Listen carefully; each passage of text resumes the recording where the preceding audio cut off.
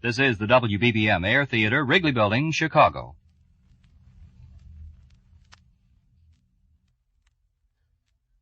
Wrigley's Spearmint Gum presents The Howard Miller Show.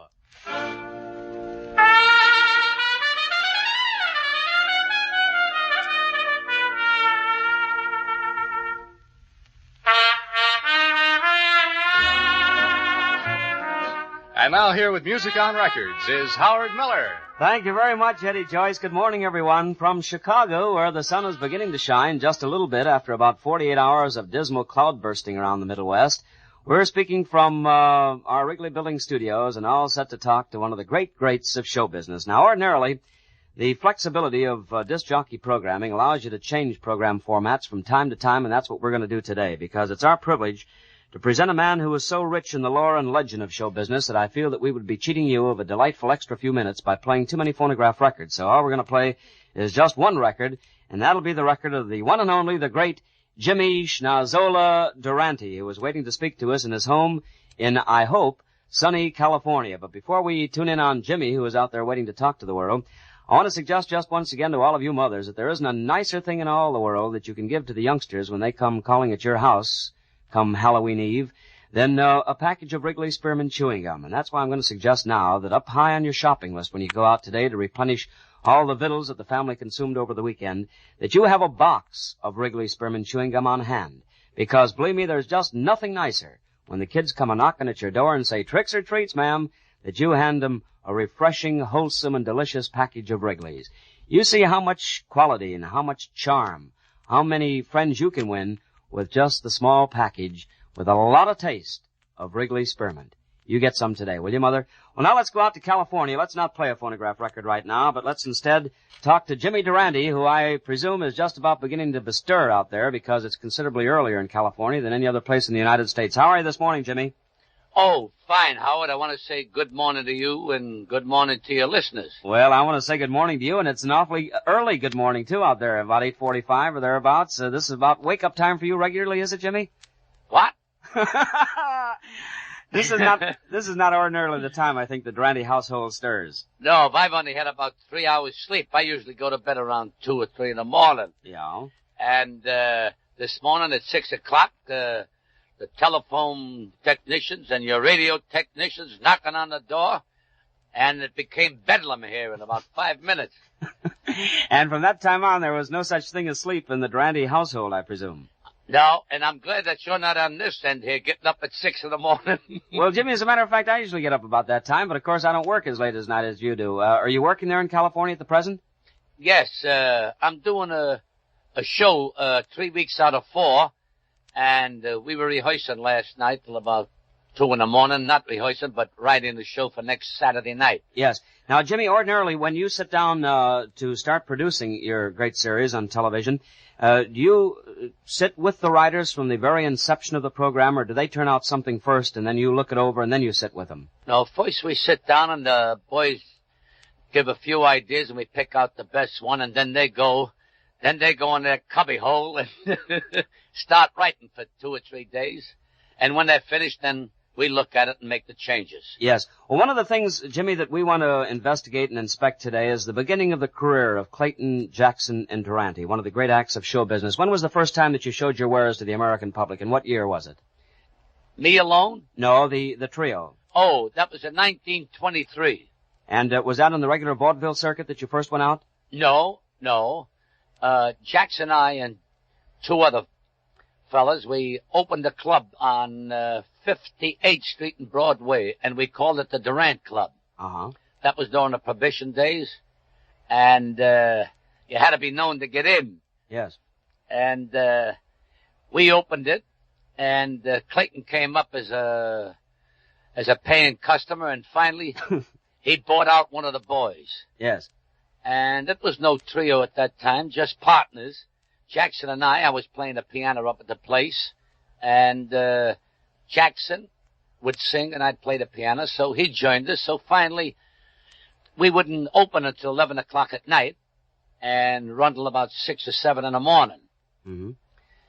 And so finally we got little routines together, so Jackson and Clayton used to walk around like bosses, so and I was playing a piano all night. So finally I hired a piano player and I walked around like a boss. And then there were 3 bosses and nobody working. Yeah. Well, now, prior to that time, of course, Jimmy, you had been in show business, so had you not? I played piano for a living. But that was the extent of it. That was the extent of it. And the Alamo in Harlem, 125th Street, I had a 4-piece orchestra. Yes. Well, then I suppose the successes of the 3 bosses, when you got a couple of routines up, were so great that you decided to discontinue being nightclub owners and you went out on the circuit as part of a show act. Well, let me tell you something, Howard. You know, we were in business there for about a year, and when finally 2 fellas, there was the doorman wouldn't let 2 fellas in. So they called me down, and I went outside, and the fella says, "Hello, Jimmy," and I says, "Hello." And I bawled the doorman out for not letting them up. So they bought me a drink, and I bought them a drink, and they put the drink in a little bottle, and the next week we were padlocked. Must have been the feds that came a-calling. They probably didn't even buy the drink from you. They probably just got it on the house. That's right. Well, then, Jimmy, you started the act, and it was Clayton, Jackson, and Durante. Was that the billing? That's right. It was Clayton, Jackson, and Durante. And then you went out in the regular vaudeville circuit. Now, of course, these days, vaudeville is practically a dead issue in that true sense of the word. Do you miss those days when you used to do the 2-a-day performances, Jimmy? I really do. You know, up to that time, I never worked out of New York City. Always working in nightclubs. And the first engagement we got after about 2 or 3 years together, I think it was about 4 years to be exact, we headlined at the State. Hello? Yes. We headlined at the State. And Irvin Berlin came back, and Sam Harris, and Syme Silverman of Variety. And at the end of our act, the first one, the manager came back and said, "Listen, we just want an act, not a production. We did everything in the world." I think we were on an hour and 15 minutes. Nobody was calling us back, but we were going back.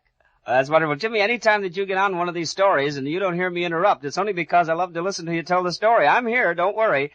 Now, you've opened up a brand new facet of show business, which is record making. Of course, you've made other records before, but I think that most of the music world is much more enthused about this new one that you've done for Decca, I Love You, I Do, than any other record that you've ever made. When did you decide to go back into this phase of the business, Jimmy?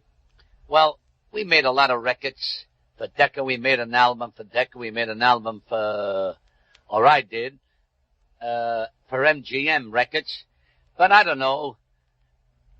We didn't make a hit record outside of the Won't You Come Home, Bill Bailey, and Inka Dinka Doo. Yes, both those were very big, of course. Yes. And then you had a very great record with one of the opera stars. It slipped my mind now who it was. Helen Traub. Helen Traub, that's right, of course. Yeah, but I don't know if it caused any noise. Uh-huh. But I'm high on this one on account of the piano playing in it.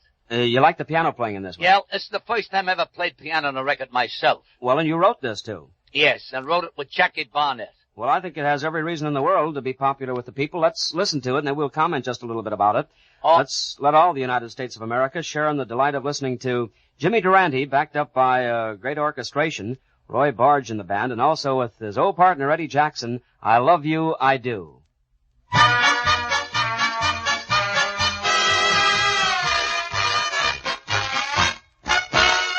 I never want to say goodbye to you, darling. I hope we never have to part. Cross my heart, I'll never lie to you, darling. For you, what's in my heart? I love you, love you, love you, love you, love you, I do. Ah, baby mine. I want you, want you, want you, want you, want you, I do. Sweetheart mine, I love you, I want you, but you get me upset. Now, baby, tell me why you're playing so hard to get. I love you, love you, love you, love you, love you, I do. Ah, baby mine.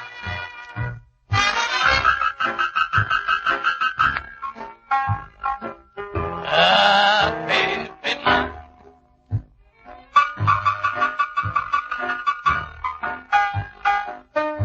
Sweetheart mine,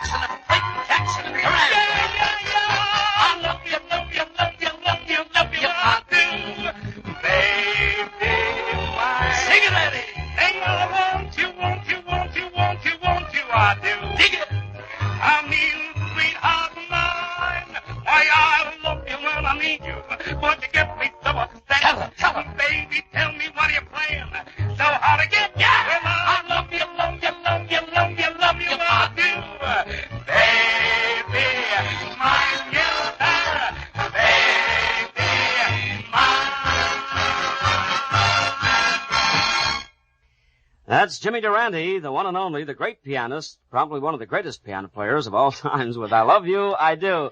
Jimmy, it seems like you're taking a serious approach to music on that particular record. You're playing a serious piano, aren't you? Yes, I got a kick out of that record, even I did play it myself. Yeah, where did you study piano, Jimmy? What? Well, years and years ago, I took a few lessons, but I played mostly by ear. Yes, well, was it your thought in those days that you would someday play perhaps for the concert stage? No. You never had that inclination? No. I wanted to be the greatest ragtime piano player. I want to be a great ragtime piano player. That was my ambition, so somehow or another, they drifted me into show business. Yes. Jimmy, I have never explained to the radio audience of this particular Wrigley Spearmint Chewing Gum show that it's completely unrehearsed, and of course we have absolutely no script on this show and no prearranged questions. Matter of fact, I only had a chance to talk to you for a minute or so before the program went on the air. So I hope that I'm not throwing you a curve when I ask you this question. Perhaps it's not fair. If it isn't, please don't answer it. Who, Jimmy, is Mrs. Calabash? Well, let me tell you something, Howard. Even my own boys don't know nothing about that. And I said this to one person. I said, there's some secrets a gentleman must keep. And this is a secret that you prefer to keep forever? Yes. Well, certainly, Jimmy, you know that it's the curiosity of all of show business, but I think that it is a secret because you are a gentleman that if you want to keep, certainly I'm no one at all to invade the privacy of your own thoughts and your own world. I just want you to know, though, how perfectly wonderful it is for me to have the opportunity of talking to you on this show, and I hope all the United States of America and the foreign market all buy I Love You, I Do. Oh, thanks a million, Howard. And believe me, this is a thrill. And as soon as I get off the air here, I'm going to throw all these technicians out and go back to bed. I don't blame you at all. Thank you very, very much, Jimmy Durante from California, and the very best of luck to you in your great career as Master Showman of 1955. Thanks, Jimmy Durante. Thanks a million, Howard. All right, boy. Jimmy Durante, the real sweet guy of show business, a guy that you must love just as much as we do and everyone who knows him. He's one of the truly greats. This is Howard Miller from Chicago, thanking you and thanking Jimmy for Wrigley Spearmint Chewing Gum. We'll see you tomorrow at the same time. Bye-bye, everyone.